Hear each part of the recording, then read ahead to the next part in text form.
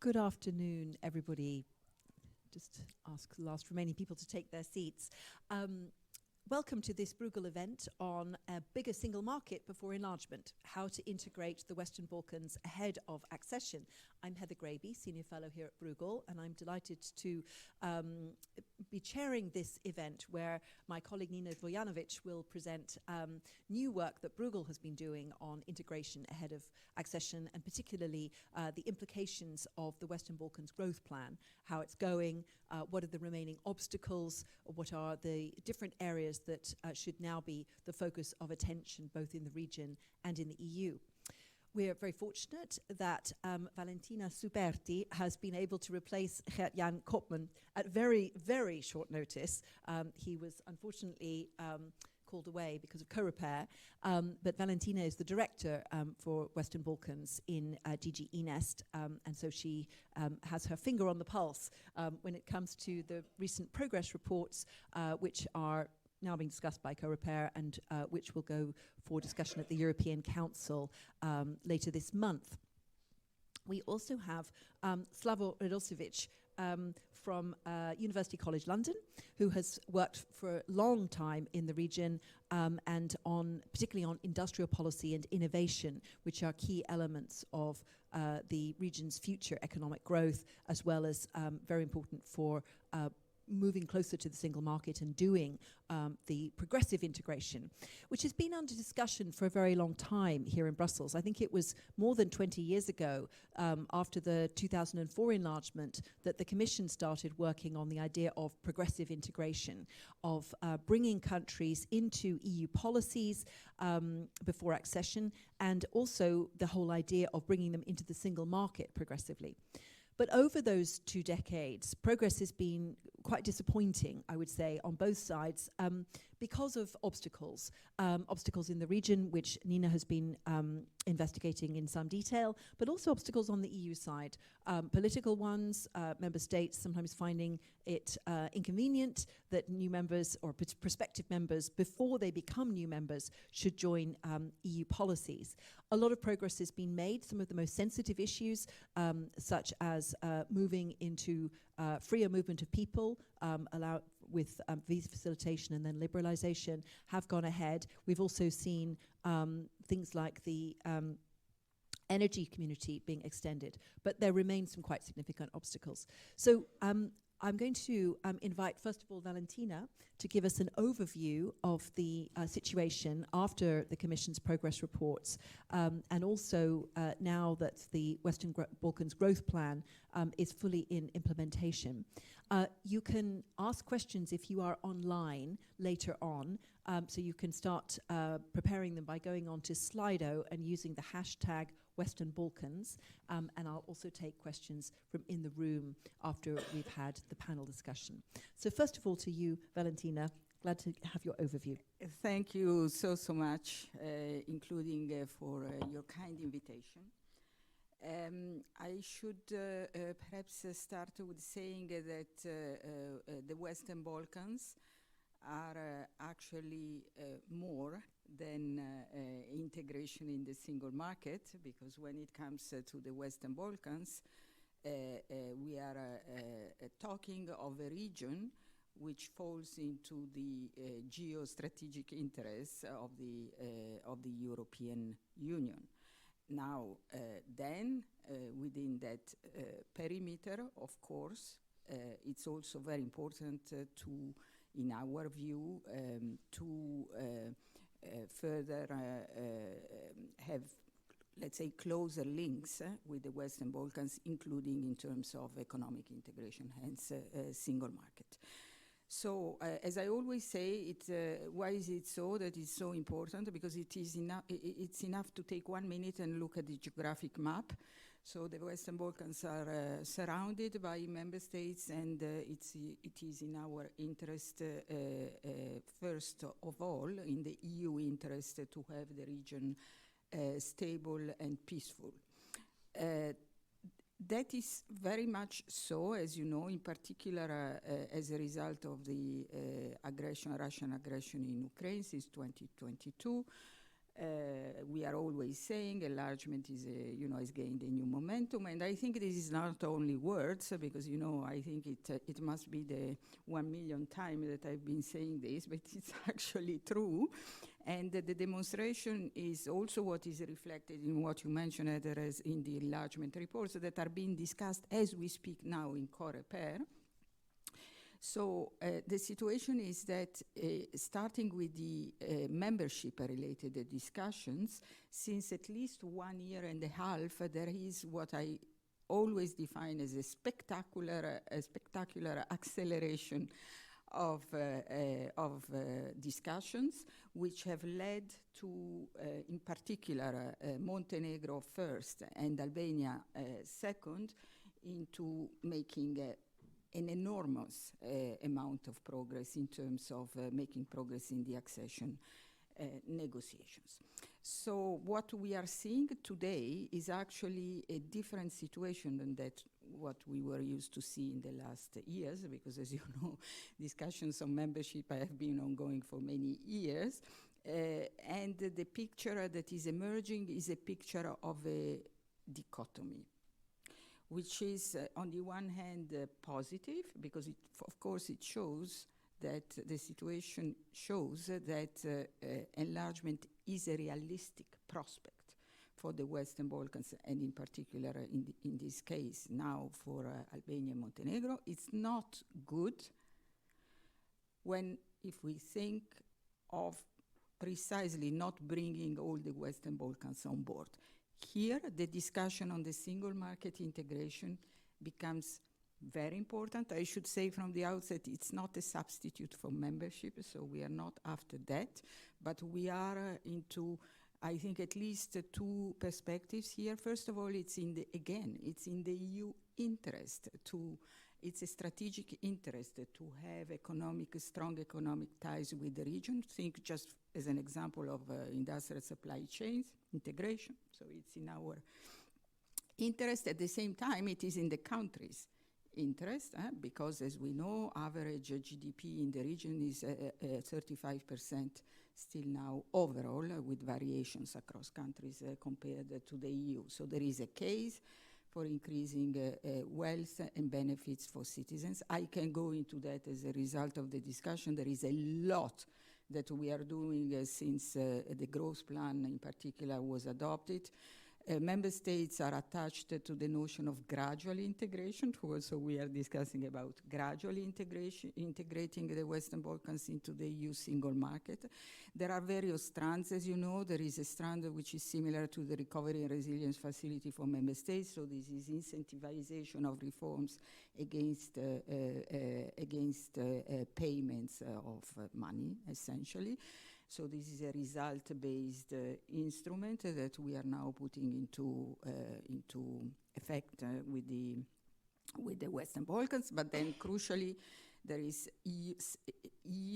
so there is access to the EU single market on selected areas, meaning on some issues, we believe it's very important to integrate further. We can go into that. I can give the example of SEPA, so this is a payment area, but also the green lanes, but also some digital related topics. And now we are working on something that I believe is potentially a breakthrough, which is access to roaming for all.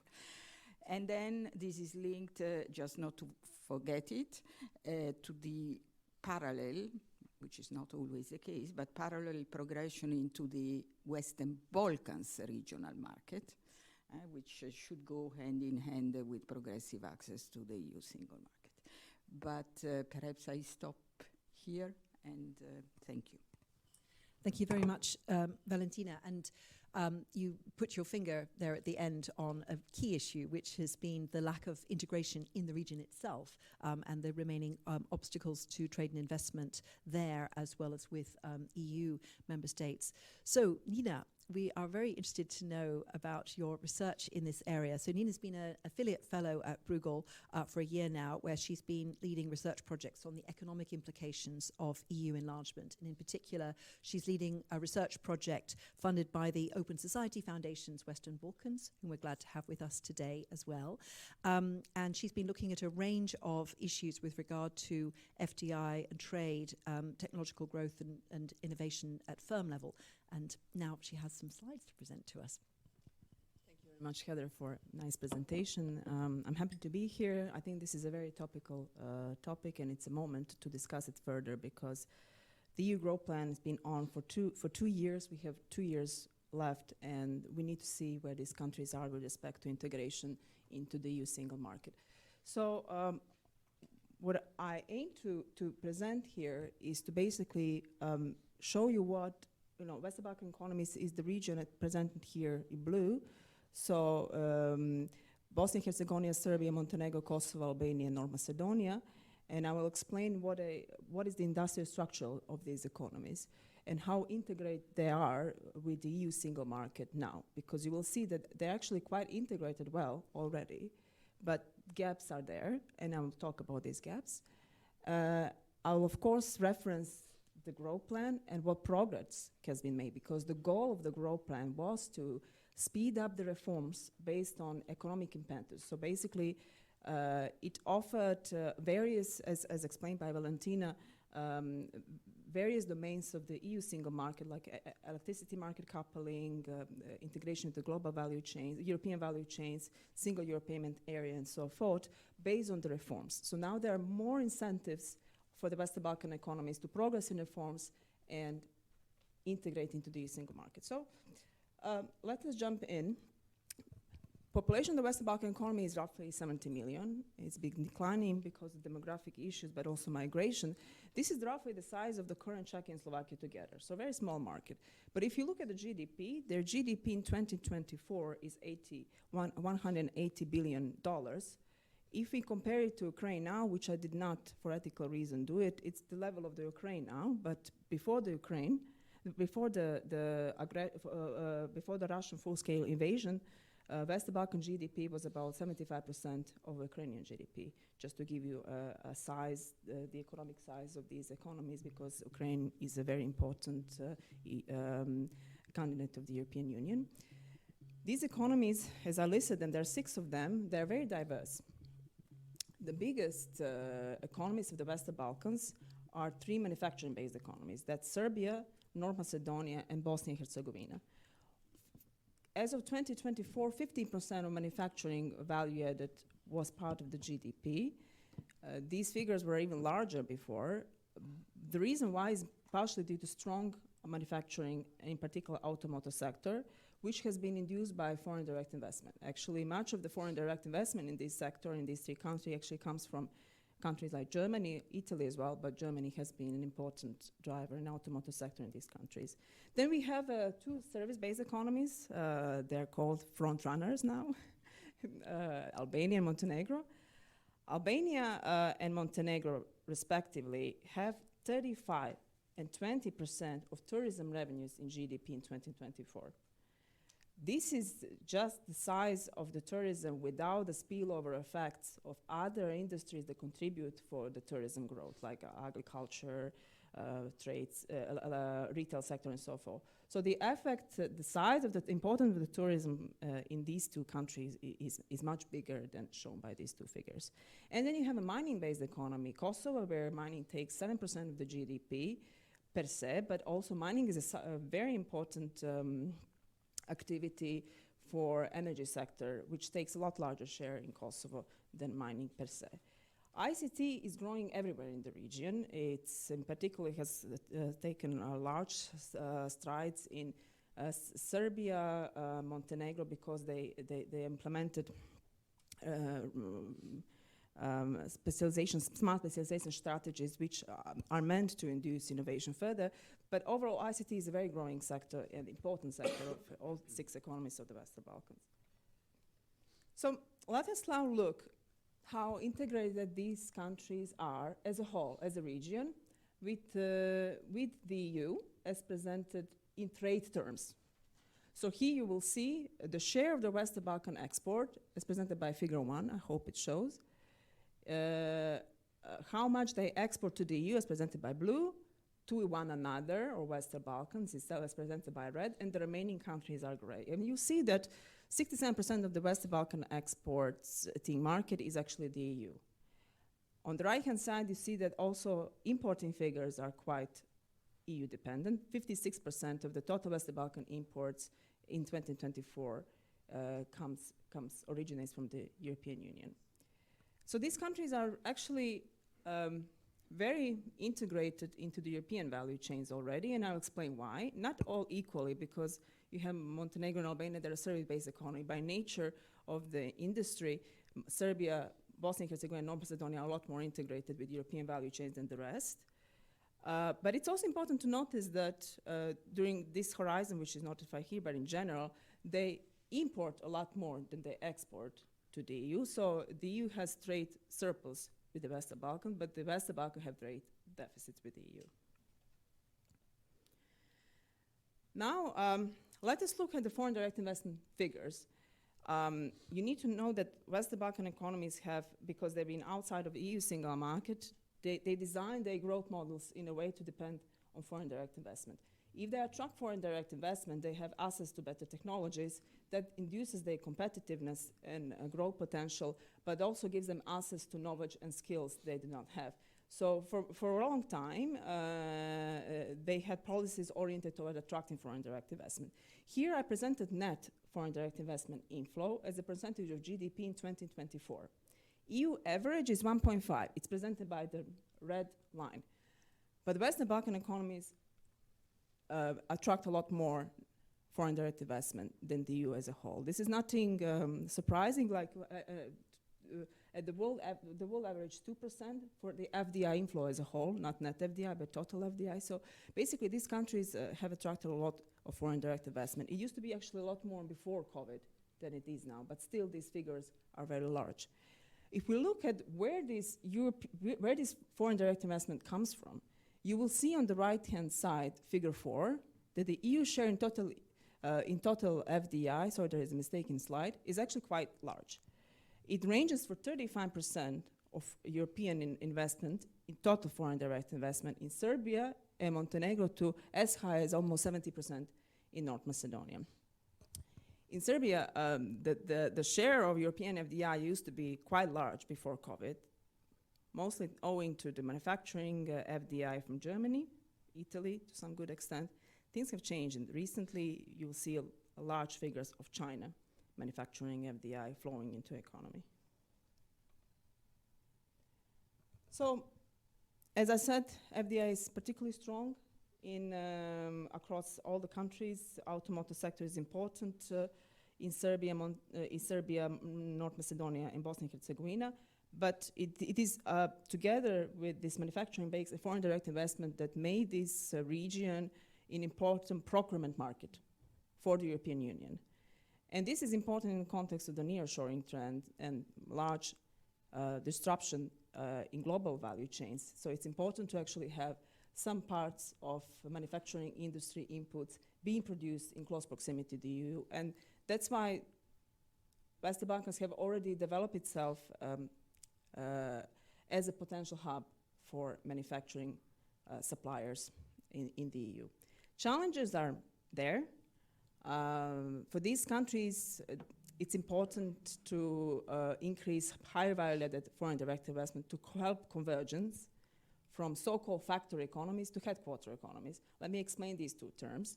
Factory economies are economies that basically do simple activities at the lower end of functional specialization and the lower end on global value chains. So basically, it's assembly line. It's very much similar to what Central Eastern European countries that are in the EU have experienced, but here, because they've been outside of the EU single market, it's even more simplistic than that. I think there has been some convergence in the Central Eastern Europe, Slava can say even more. But headquarters economies are so-called R&D driven economies. They are at the end of the supply chains. They are doing the R&D activities, innovation. They're pushing the technological frontier up. So, of course, this is a long way to go, but it is something to note as a challenge. This is, of course, a challenge because Western Balkan economies have large labor and skill shortages due to out-migration, but also demographic issues. It is very important to know that they are not an outlier story in the demographic trends. Just like in the EU, they have demographic issues, and for foreign direct investment, you need, skills and labor to absorb this knowledge potential and growth potential too. And of course, for foreign direct investment, especially if you want EU foreign direct investment, you need to have strong institutions. Alliance with the EU are key in this context is pivotal for the Western Balkan economies. They're not all the same. You know that the European Commission has presented the report in November 4th, if I'm not mistaken, and you see a long, a large progress from Montenegro and Albania, and other countries have struggles in further alliance and need to speed up this institutional alliance with the EU. So one may wonder, how come, they're integrated, they have all of this FDI, they have European FDI. Well, it's because of Stabilization Association Agreement that's been signed between the EU and individual Western Balkan economy for different years, as far back in history as 2004 for North Macedonia to 2016 for Kosovo. North Macedonia actually signed this Stabilization Association Agreement with the EU around the same time when Croatia signed it, but the path towards the EU accession process was rather different for the two countries. So basically, this is an important Stabilization Association Agreement because it defines the capital flows between Western Balkans and the European Union. It explicitly obliges EU and Western Balkan countries to ensure the free movements of capital relating to the direct investment made in companies, commercial transactions, and portfolio investment. So much of these trade barriers are already alleviated, like quotas, tariffs are already alleviated. I think it's only some agriculture products that have kept still high trade restrictions, but majority of the manufacturing products actually have quite nice access to the EU single market already. Okay, so we are in the growth plan story. We need to reflect on what growth plan has done so far. It has done, there are positive results. This is not a word on a paper only. As of October this year, Montenegro, Albania, and North Macedonia are part of the single euro payment area, which is shown here as in blue.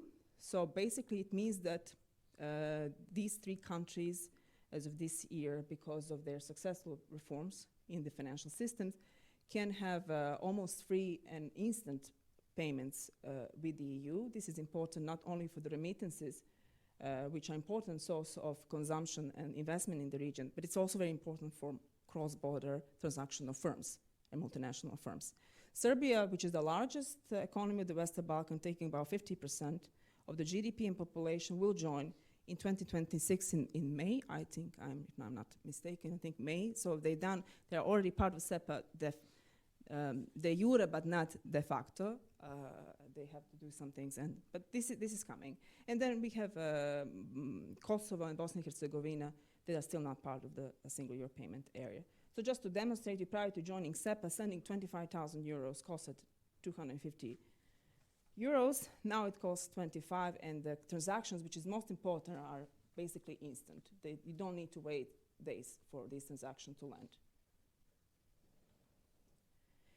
But barriers to trade, I'm speaking only about, I chose in the slides for this particular purpose to talk only about the trade and foreign direct investment aspect of the integration in the EU single market. So I spoke about Stabilization Association Agreement, which truly alleviated many of the trade barriers, but trade barriers in the form of non-tariff measures and other trade barriers still exist. So these are technical barriers to trade and sanitary phytosanitary measures, which are usually by nature imposed by developed countries, and then emerging worlds, including Western Balkans, need to catch up. Technical barriers to trade usually, they basically refer to the product safety, to the manufacturing product safety, and sanitary phytosanitary product measures mostly tackle agri-food products and sanitary phytosanitary quality aspects of food. So these are compliant costs. These countries can have export potential dampened due to these, if they don't comply with these standards. So they need to, this is where a regulatory framework kicks in and why it is important for this country to align in this aspect so that these measures are not barriers to trade anymore. The last but not least, because I think and believe that this is actually the most tangible barriers to trade in the Western Balkans, the costs are very high. Waiting time at the border between the EU and the Western Balkans is unbearably long. Unbearably long. So on the right-hand side, you see, I show using transport community data. Unfortunately, they did not track this data for a long time, so I have data only until 2020, February 2022. Hope that changes in the future of the research. But you'll see that between Serbia and Hungary border, the waiting time at the border is as long as even 6 hours, depending on the month. Also, a long waiting time at the border between Serbia and Croatia. It can also go up to 6-7 hours. If you look at Albania and Greece border crossing, it's a happier story because the waiting time is around 1 hour, so still bearable. So these are high trade costs. Waiting time at the border affects reliability of manufacturer's supplier to the EU. It also can affect product quality. I mean, 6-7 hours in a truck, it can affect the product quality. And it is a trade cost. I looked into the data on German Chamber of Commerce, which regularly publishes barriers that German firms in different parts of the world face. And German firms, in particular North Macedonia and Bosnia and Herzegovina, stated that that the trade barriers are a risk to their business in Bosnia and Herzegovina and North Macedonia. So 21% and 13% of German firms state that trade barriers pose a significant risk to their business in Bosnia and Herzegovina and North Macedonia. So this is not something that is important only for local producers, but it's also important and impeding the export potential of multinational firms, which are important for this region, as I stated already. So I will stop here, and I will thank you for your attention. Thank you very much, Nina. So save your questions for Nina, because we will come to you later. But I'd first of all like to get the perspective of Professor Slavo Radošević, who's at University College London, the School of East Europe, so Slavonic and East Europe. It's the Slavonic bit that we always forget about these days. So. Yeah, indeed, the School of Slavonic and East European Studies, where he's Professor of Industry and Innovation Studies. He's also recognized as an expert on regional policy, which is very significant in this context. So, Slavo, give us your perspective on integration. Thank you. You hear me? Thank you very much. Thanks very much for the invitation. I'm really sorry that there was miscommunication among us, so I didn't prepare PPT, but I can send you 3 pages, my notes, but I hope it will be clear. I'm in a privileged position because I work in academic sector, so I have a possibility to expand the boundaries of thinking and be a bit more provocative. So my starting point will be based on the work which I've recently done, first as a DG Grow Fellow and then as a part of a GRC group on fair and sustainable economy, where I had opportunity to think about the changing nature of the single market, because the topic today is a bigger single market. And what I kind of argue is that the single market is no longer just a rule-based liberalization project, and it's gradually becoming a sort of strategic platform for industrial policy. Why? Because we have this green transition, strategic autonomy, we have new instruments which are all based on sort of exceptions, although we also have a strong fiscal and political constraints to have any kind of EU-level centralized industrial policy. So that is my starting point, because in that context now we have a new growth plan for the Western Balkans, which in some sense resonates or links to this changing nature of the single market, because you have now partial conditional access to single market as a tool for structural transformation before the full membership. Yeah, and so that's quite important, because on one hand that's something new which nobody has faced, and I think in that context I would like to I want you to think about three types of issues. First issue is what does that bigger single market before enlargement actually mean if we see single market as an industrial policy platform? Because that is what is becoming kind of willy-nilly. Kind of. Second is what does that imply for Western Balkans specifically? Because they are also kind of gradually becoming manufacturing base embedded in EU supply chain. That is the whole logic, that is the whole idea, kind of. So we have a kind of an opportunity to see how that works. And in that case, Western Balkan can be a pilot case, because tomorrow maybe the same thing will be faced with Ukraine and other countries. And so then what are the risks and conditions there? Are we completely fail in that respect, or this will be success story? So that's how I see kind of the relevance of our today's discussion. So in a sense, you can think about applying this logic, whether a single market can be used as a policy instrument and integrating Western Balkan in that context. On that case, on one side, that's a great opportunity because they're already embedded. For any investor, that reduces uncertainty, attract long-term investment. So fantastic, kind of. On the other hand, when you look at the Western Balkan growth strategy, it's quite light on money. It's heavy on reform and conditionality. And what is for me crucial, whether the access to market is linked to kind of capability building, to skills in specific sectors, to innovation, to things which will kind of go from market access to something which is a kind of, Nina talked about the functional upgrading. Why? Because if we don't do that, we will have heavily integrated periphery, which will be low cost without dynamism. So do we want to have that? If we don't expand our thinking about that, how we can do that, then basically we will have highly integrated low-cost periphery without technological dynamism. And second, what is new here that we have a double conditionality, because we have the conventional conditionality related to single market. Now we have in specific sectors, you have to do this and that. And then you're thinking about the institutional capacity on the other side to cope with that.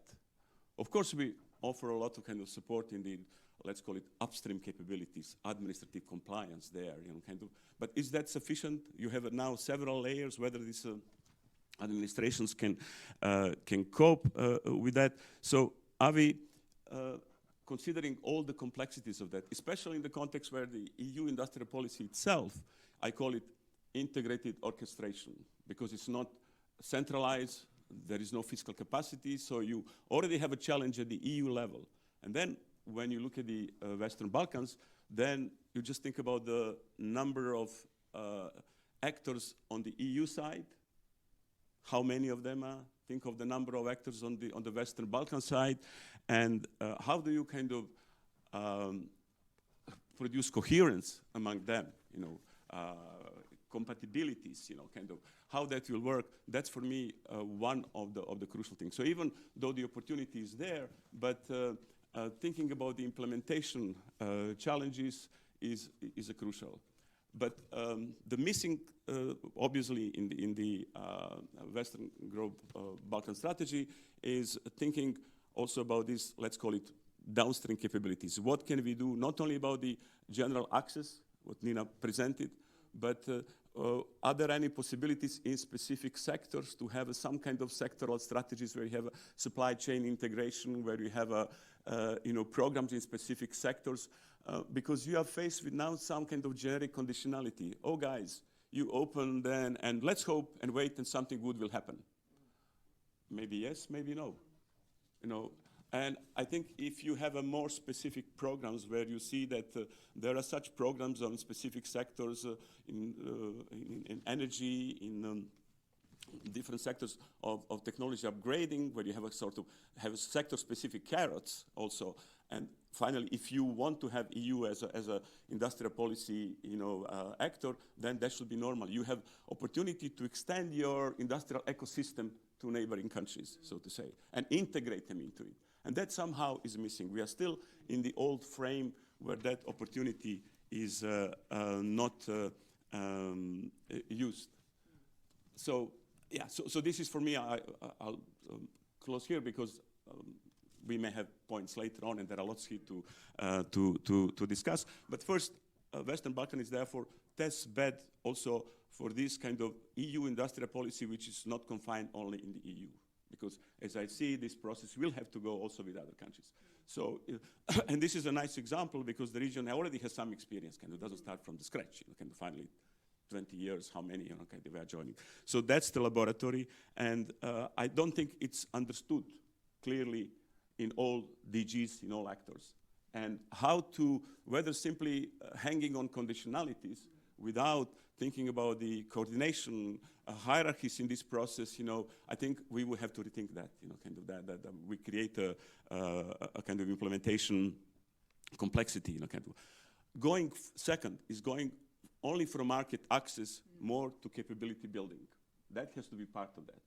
Market access is essential, of course, but if we stop on there, we will get what we've got in the other countries, something which I call foreign-led modernization, basically, that you will get into this subcontracting trap and things will stay there as they are with a structure which is currently there, which means that we have to focus much more on the governance and how we go about it, on coordinating large a range of stakeholders in that, and take that as a strategic challenge.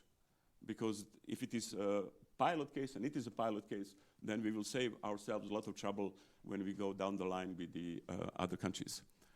This is the initial points. I'll have something more later on. Thank you.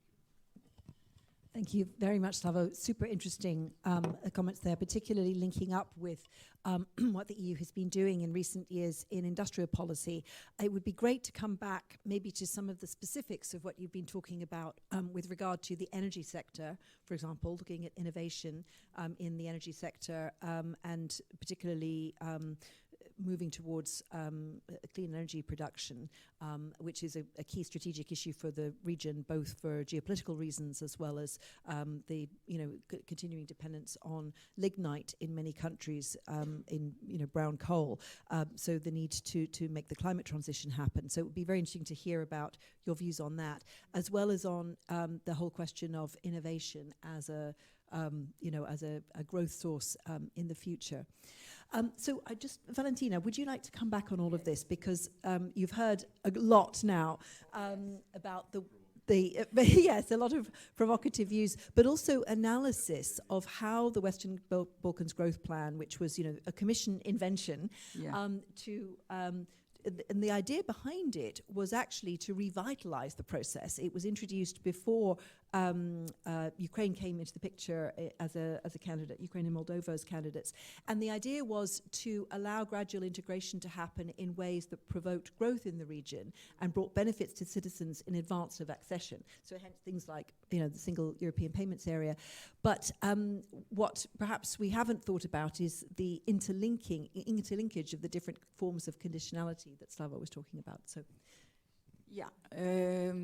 Thank you very much. You may be surprised, but I'm kind of reassured by your feedback. That doesn't mean that we have a solution to all the issues, but I think we are approaching the stage where we share how to say the analysis as to what are the issues and how possibly to address them. Now, there is so much that can be said. Perhaps I focus on 2-3 points. So first of all, there is so much that we are doing. There has been so much in the last 2 years with the Western Balkans, and this is both on the accession front, but also, in terms of growth plan. But perhaps one observation, what is very interesting to see is that, especially relative to those countries that are, I don't like this expression, front runners, incidental, but those countries that are further away in the accession process, for them, actually the job is one, meaning that the job stemming from the reforms and the reform agendas, for example, or relative to the gradual integration, tends to converge with the job that is to be done under the accession negotiations. So that would be my first remark. My second remark, relative to the topics that we have for the moment selected, I want to say this is a bottom-up exercise, so it's not us, European Commission, telling to the Western Balkans you have to do this and this on SEPA or on green lanes or industrial supply chains. It's rather a bottom, so we are making suggestions, and it is the Western Balkans who are telling us, you know, what they would like to concentrate on, which means also that sometimes there are variations across countries. But to say here that also, you know, having in mind what the professor said now, for example, on the, I love this thing of you said industrial policy platform or something of the kind. Indeed, but one of the topics we are working on with the countries is so-called incidentally working very closely with DG Grow and DG Connect. It's precisely it's precisely industrial supply chain integration. The title is Single Market Highways.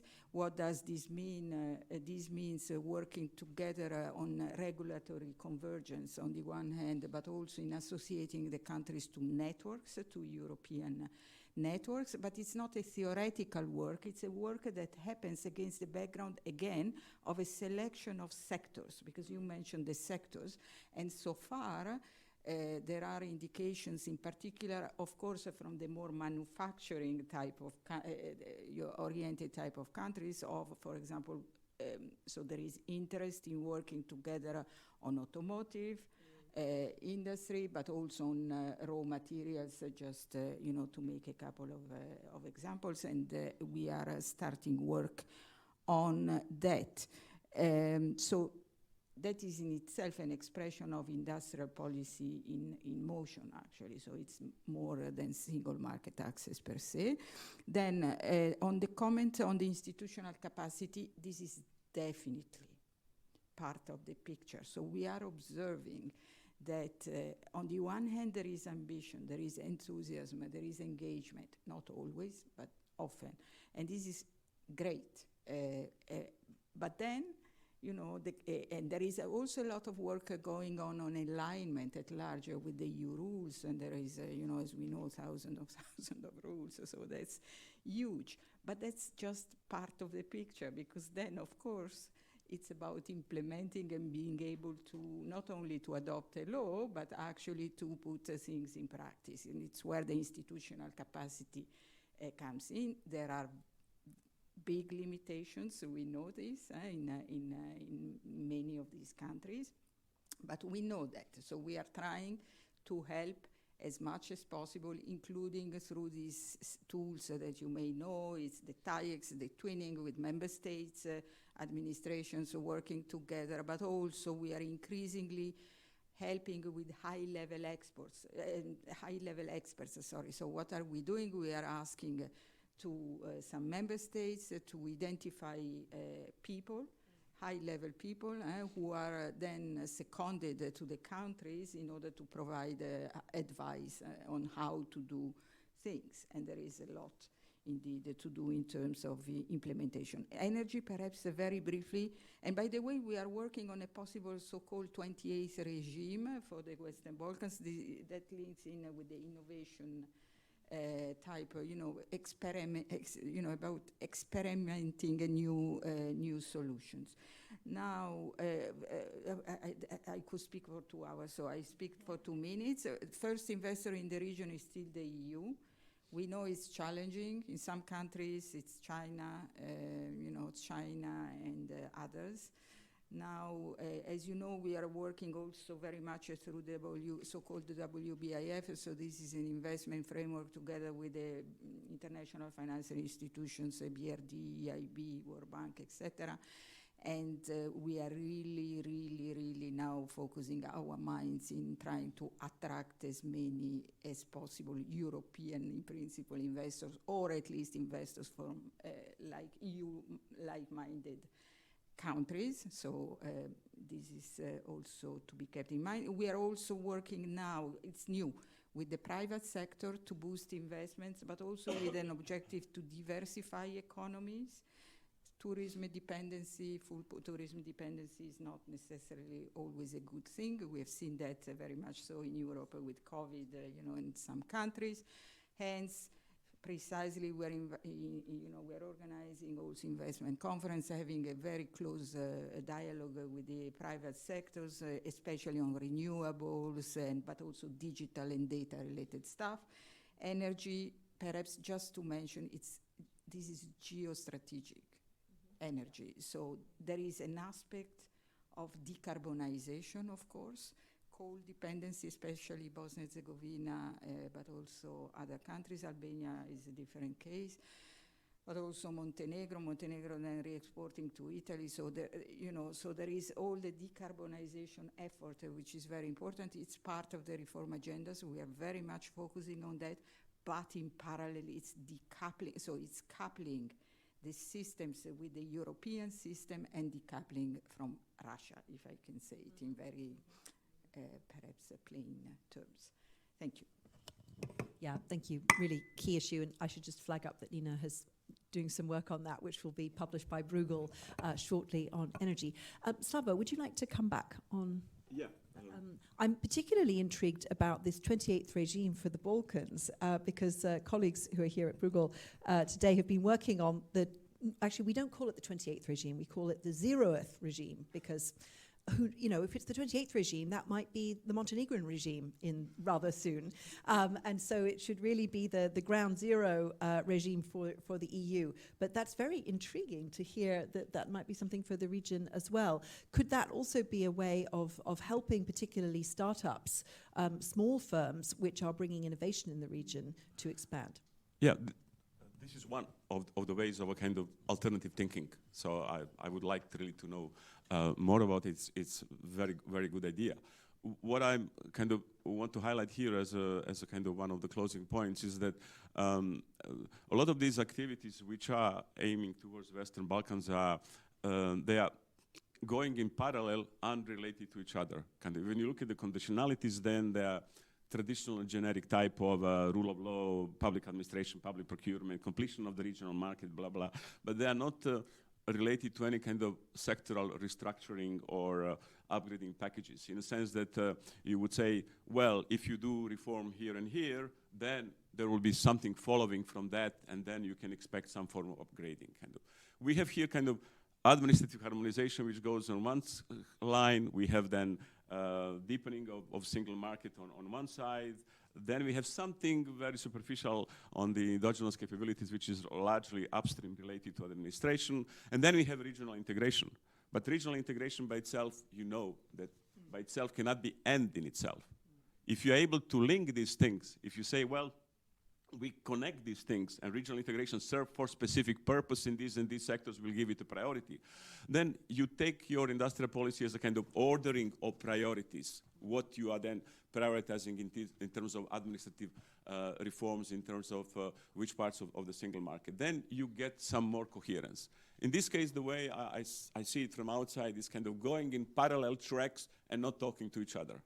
And then expecting that somehow through this kind of uncoordinated reform going on their specific tracks, there will be some outcome which at the end will be positive. Maybe, but in that context, if EU is shifting towards becoming a strategic industrial policy platform, then you would expect to have some, hey guys, what is our policy in this respect? You would expect then to have a prioritization, to have different logic. So we are partly trapped in the old way of thinking. And that's the crucial point. I always say, as an academic, for me, crucial thing is to try to persuade the policymaker what is the problem and how the problem is framed. Once the problem is framed, they will know better than me what are the solutions. So I think that if we do anything today than is defining what the problem is. Thank you. Thank you very much. We've got a couple of questions on Slido, and I suspect some in the room. Yeah, okay, very good. All right, so I will start in the room. I think Zsolt Darvas, my colleague.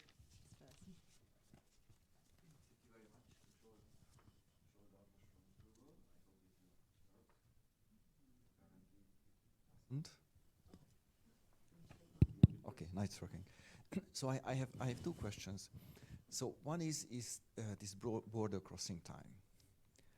And I really wonder why it's not possible to make a drastic improvement on that, because it's not related to any kind of barrier, because the goods which are coming actually enter the EU, so they must comply with all kind of requirements. So just a question, I guess, physical capacity, that there are lanes are too narrow, there are too few people, digitalization was not properly used. So why is it not possible to make a dramatic improvement in that? And the fact that it is persistent, and certainly I hope these countries will join the EU soon, and also the Schengen area at a point in time, but probably for many, many years, if not decades, border crossing will be an issue. And another question, shortly, is a trade integration. So Nina, you showed some chart that export and imports of Western Balkans are dominated by the EU, but it was already high 20 years ago, and there was not little fluctuation. So why haven't we seen an increased trade integration with the EU? Thank you. Good. I'll take three, and then we'll come back. Thank you. I'm Tirana Connectivity Forum. I have two quick questions, but before I would like to say that gradual integration is happening.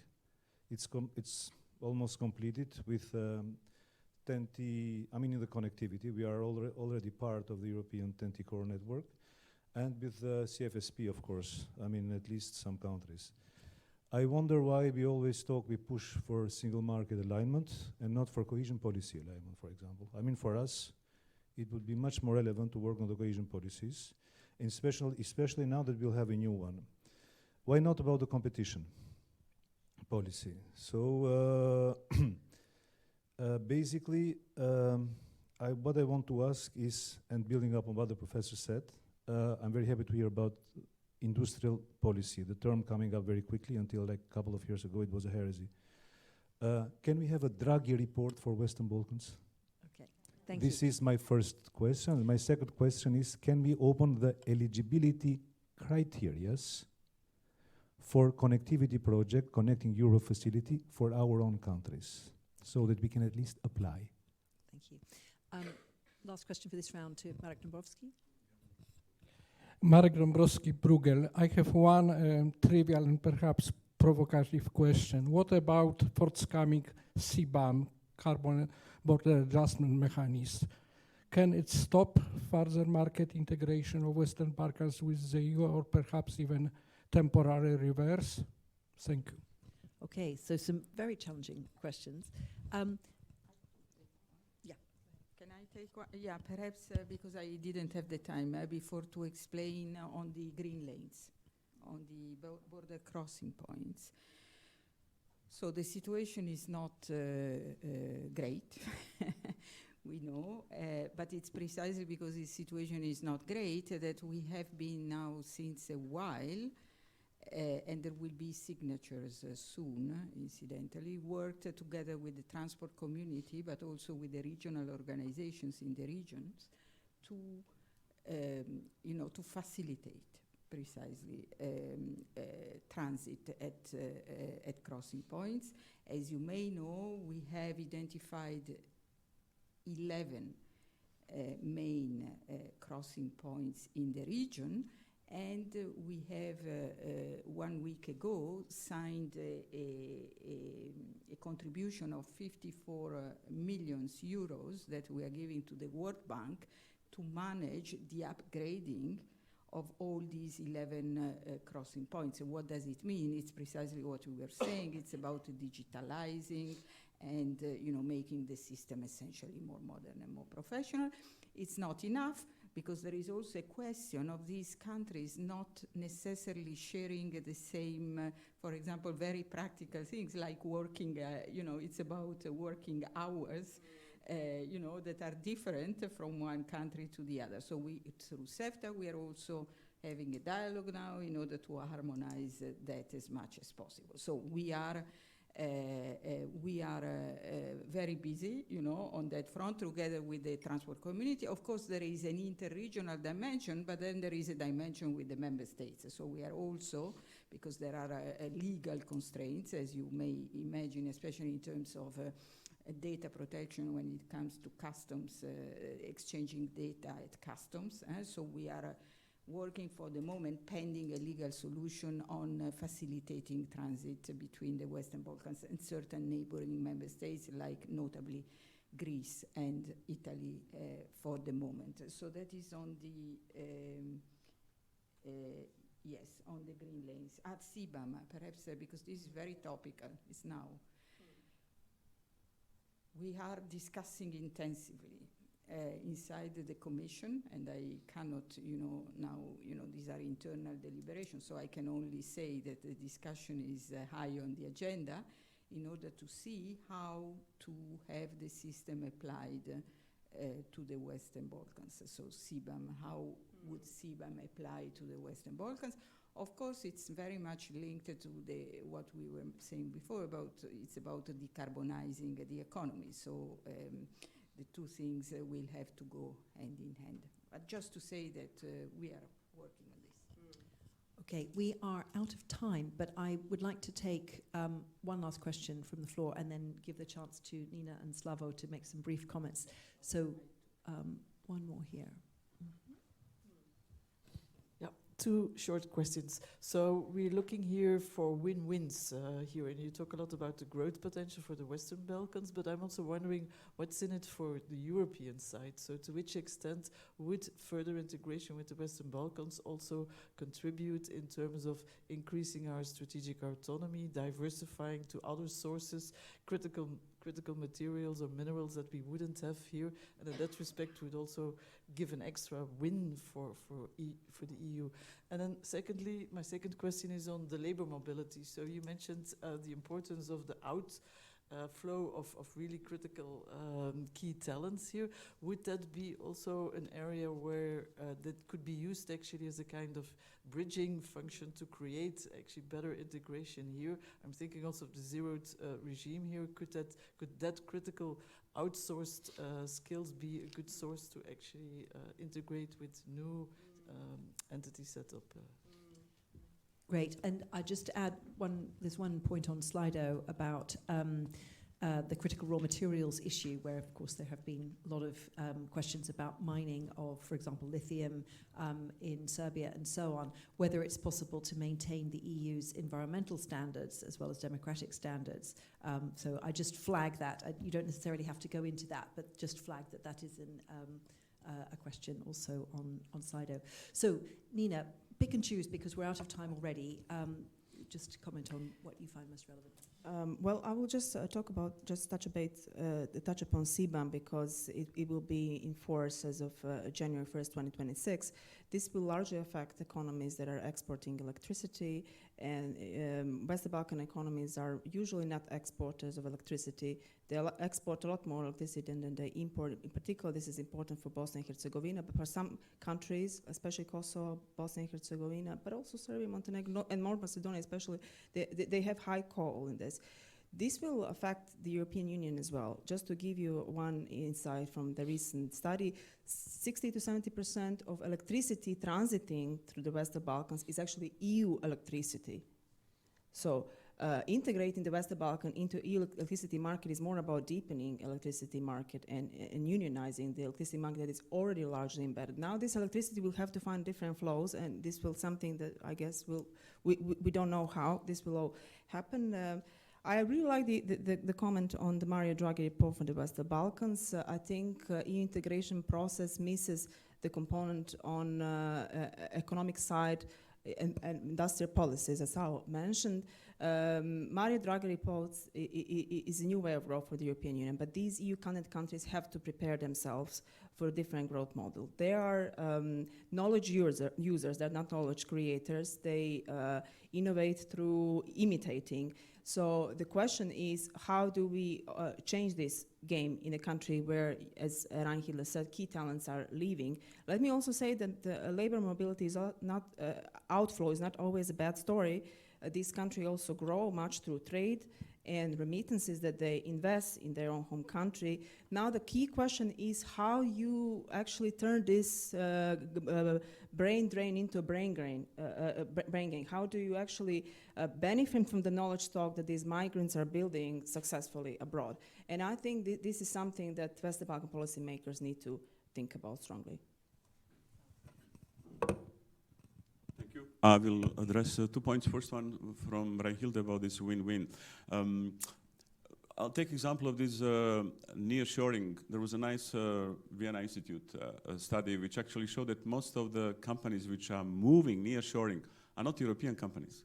They're actually Asian companies which wants to be sure that they will get access to EU market. Yeah. And I put it in a context of the kind of EU now being forced in some sectors basically to play Chinese policy. You want our market? Well, we want to share some technology. So here we have a kind of a region nearby where you, whether you like it or not, you can, develop something which you can call strategic FDI policy. When you say yes, we would like you, but from the perspective of this country, it's not just sufficient one investor comes. Have some idea of the vocational training, of the educational system, what are the adjustments in that. That kind of develops some kind of ecosystem policy which is part of your industrial policy. So this is a kind of nice example where everybody wins. But that's not general talk. It's a kind of talking specifically about the specific investment almost, and what are the ecosystems conditions necessary for that. And that leads me to the second question, which was, well, cohesion policy, why we are not talking about it? Well, we are first talking about single market because it's changing its nature. And in that context, I don't believe that we will talk in the future about cohesion policy as it used to be. It's simply the idea that, the logic from the past, oh guys, we know single market creates disparities, but then here we have corrective mechanism. That will not work in the future. Cohesion policy will actually have to merge and integrate with EU industrial policy. And in that context, we cannot think about the cohesion policy some kind of, we are rectifying the problem which we generated. No, it is a part of our overall thinking of the EU industrial policy, which is actually necessary, especially when EU doesn't have fiscal capacity and so on. So it's kind of also reframing what the cohesion policy is in the future. Yeah. Thank you very much. I'm afraid we will have to leave it there because we are out of time, but thank you for your participation and to these really excellent speakers. Thank you.